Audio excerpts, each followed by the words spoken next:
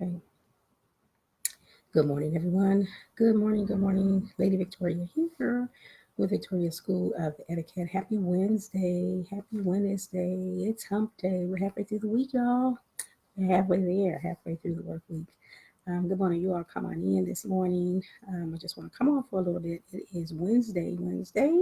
So that means it is our What About Wednesdays segment on today. What About Wednesdays? So Wednesdays is oftentimes the day that I will take a question or a thought that someone has or that I myself have that I think might also be beneficial to you and share it with you. If it's a question that someone has submitted, um, please tune in. I usually let you know when I am answering your questions about etiquette and the like in the AM hour when I am presenting. So y'all come on in, tag a neighbor, tag a friend, and come on in and join us in the discussion on this morning.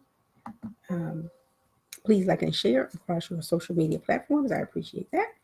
And for those of you that are watching me live, thank you for being here this morning, sharing me with your cup of coffee or your donut or whatever it is, your tea, your breakfast that you're having this morning. Thank you for that. Those that will catch the replay, hashtag replay. And thank you for taking time out of your day to sit with us. Those that are on YouTube, you'll be able to access this video later on today when I have some time to download it, probably during my lunch hour. So, there was something else I was going to say, but I'll come back to that a little bit later. Anyway, I am Lady Victoria with Victoria School of Etiquette, and I am broadcasting to you live this morning from the city of Chicago, the great windy city, Chi-Town. That's what we like to call it. We are the best in the Midwest in Victoria School of Etiquette. We're very happy to have you be a part of our platform on this morning. I am your local etiquette educator.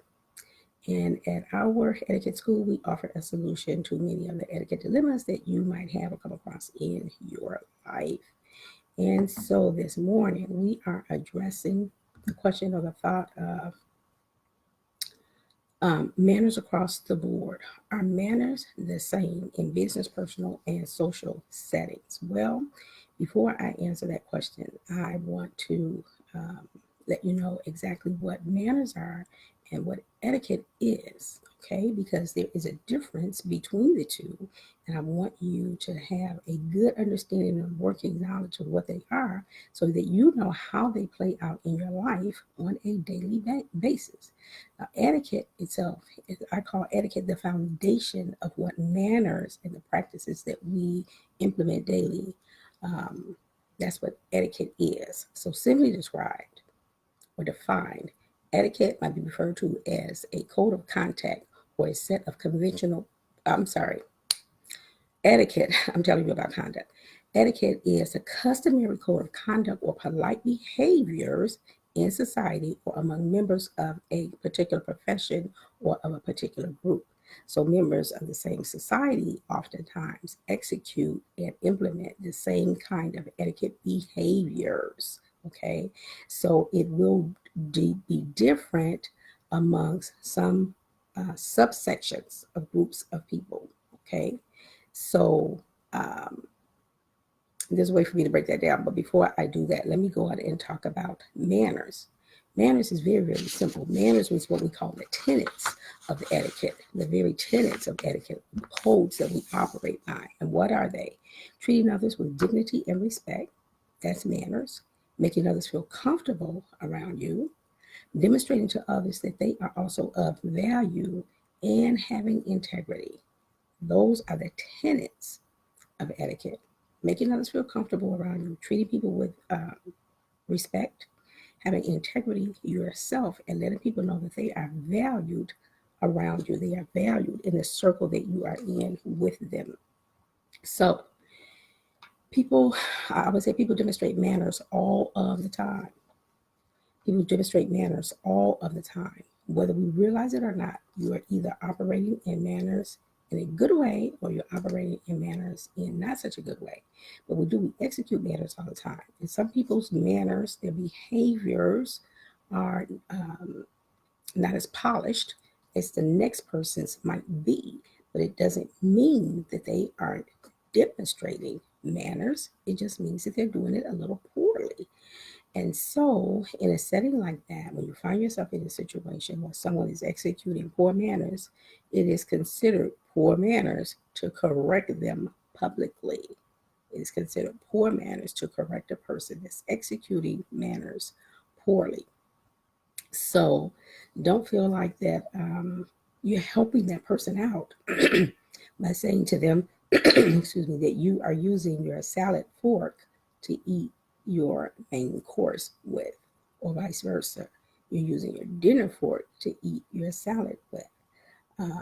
Even sometimes in grammatical situations, when people may not be using good English, it is considered poor manners to correct them in the moment.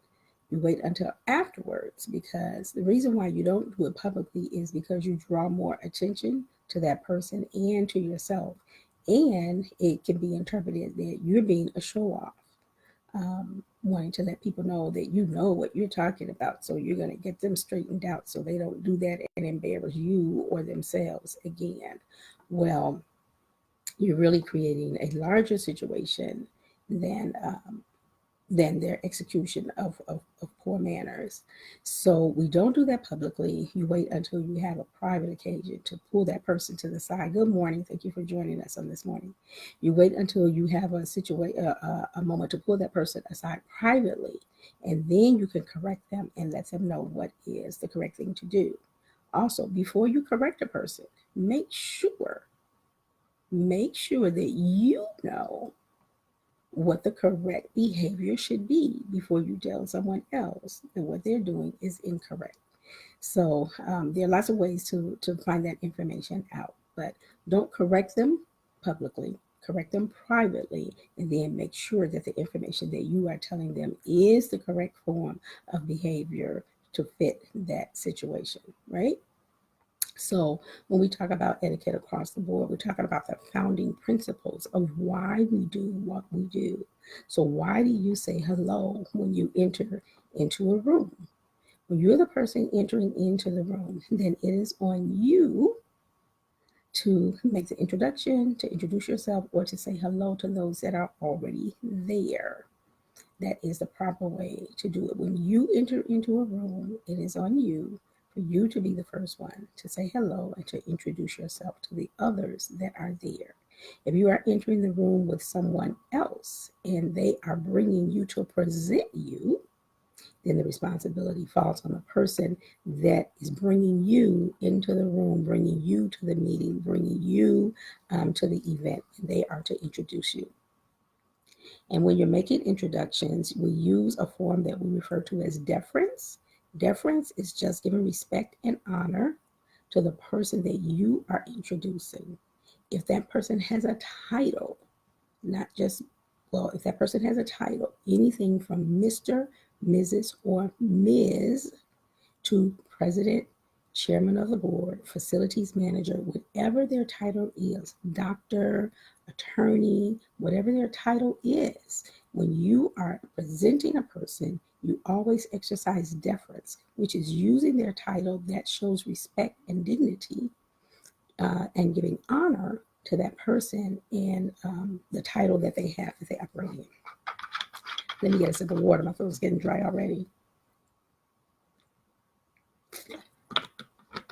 Excuse me.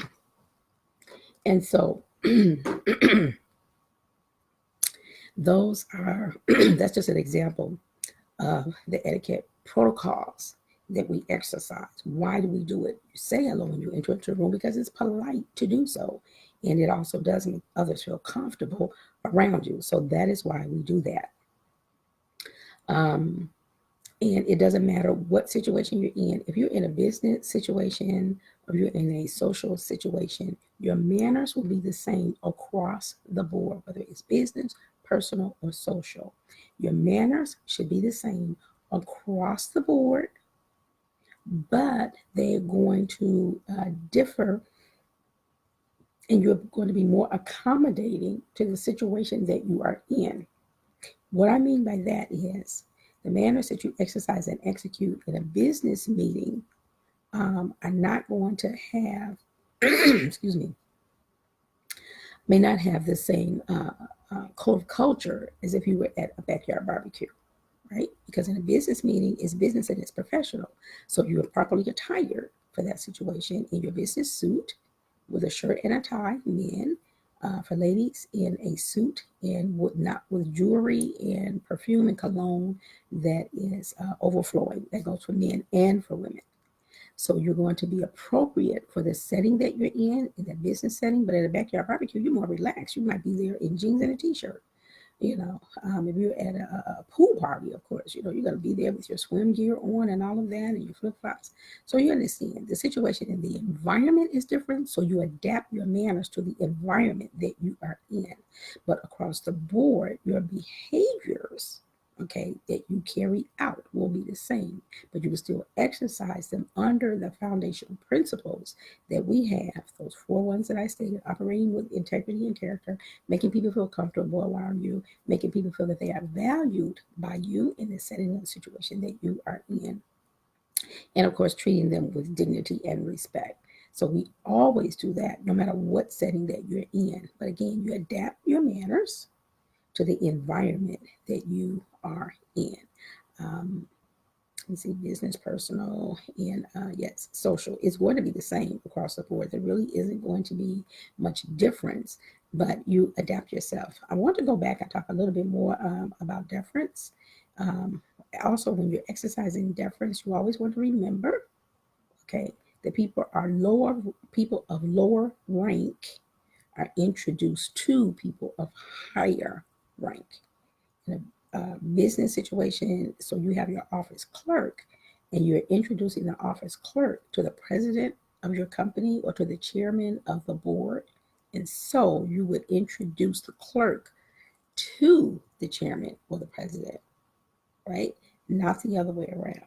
So lower rank can get introduced to higher rank. So office clerk, Miss Williams, I would like for you to meet the president of ABC Company or chairman of the board of ABC Company, you know, Mr. Rich Fuller, whatever the name is. So that's how you do that. You always use their title as inclusive to show deference, to show honor and respect to their title. Lower rank get introduced to higher rank. Children get introduced to seniors, right? So that's how that operates. And women get introduced to men, okay? What do you do in the case where perhaps you have forgotten their name or their title? Then you can offer the situation. In that situation, you can offer for them to introduce themselves. If you're in a setting and you're doing multiple introductions, you may forget a person's name or get their name mixed up.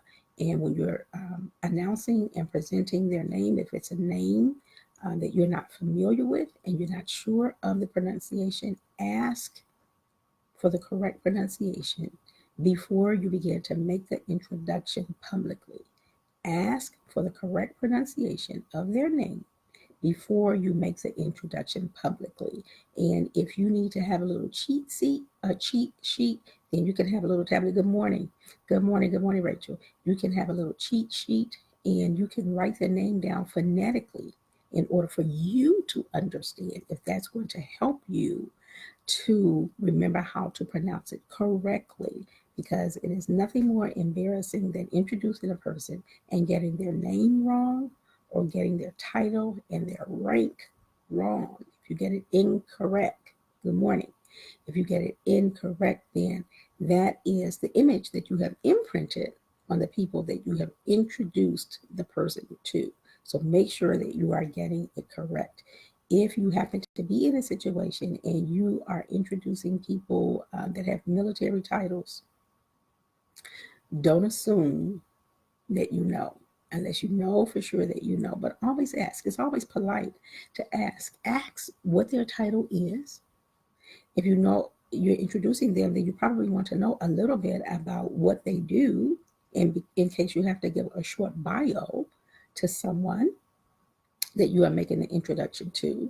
So know their title, their rank, know how to pronounce the name correctly, and know a little bit about what they do so that you can offer a personal bio if someone that you're introducing that person to would ask you, say, oh, well, he's a, engineer in the military. Oh, that's great. So what exactly does the person do? What exactly does that mean that you are a military engineer? Is it different from a civil engineer? In that class of work, their reply will probably be yes. So find out as much as you can about them before. And I'm not talking about introducing them before a crowd where you're reading through their bio, you have everything in front of you. But I'm talking about in the shorter situations, the snap situations. That's what I call them, when you just put on the spot on the moment. You're making introductions to others that are a part of the room or a part of the group, and then leave opportunity for that person to speak for themselves. Don't take over the conversation and say everything about that person. Leave room for them to tell other people about themselves. So you do the short introduction and then they take it from there. That is proper manners. And that also is operating in deference, because you are giving respect and dignity to their title and give them the opportunity to share publicly as much as they would like shared. That may or may not be on their bio, the written bio that they have, that where you're going to be introducing them to the masses. So I hope that makes sense to you on this morning. So again, your manners across the board are going to be the same, whether it is business, personal, or social. You're going to adapt your manners to the environment that you are in. You may be more relaxed in a social situation. You're definitely going to be more relaxed when you are amongst members of your family or a group of friends that you already know, you have a relationship with. So you're not necessarily going to go around, calling your girlfriend Karen Smith. You're not going to be going around calling her Mrs. Smith at the backyard barbecue. You're going to call her by her first name. Okay, but in a business situation, then she is Mrs. Karen Smith. You introduce her that way. So that is something that is the same. I want to talk about also dining across the board. When we talk about dining manners, again, it's the same execution of manners, but again, adapting to your environment. When you are at breakfast, good morning, Patrick. When you are at breakfast, your breakfast setting, the actual table setting, is going to be different than your dinner table setting. At breakfast, you will not have as many dishes, you will not have as much silverware as you might have in a dinner setting or in a lunch setting. But you still operate the same behaviors the same way. You still start using your silverware from the outside in. You always work from the outside in. So whatever silverware is on the outside, furthest out, that is the one that you will use first. And typically, you always start on the side of silverware that has the most silverware. So if you have 4 forks on the left side and 3 spoons and your knife on the right side, you have 4 implements on the right side and you have 3 on the left side. Your table tells the story of your setting. And so you will know which one to use first, typically by the one, like I said, that has the most on whatever side of the table. And you always work from the outside in. You always work from the outside in. So that's at breakfast, that's at lunch, that's at dinner. It's always the same. That's always the same.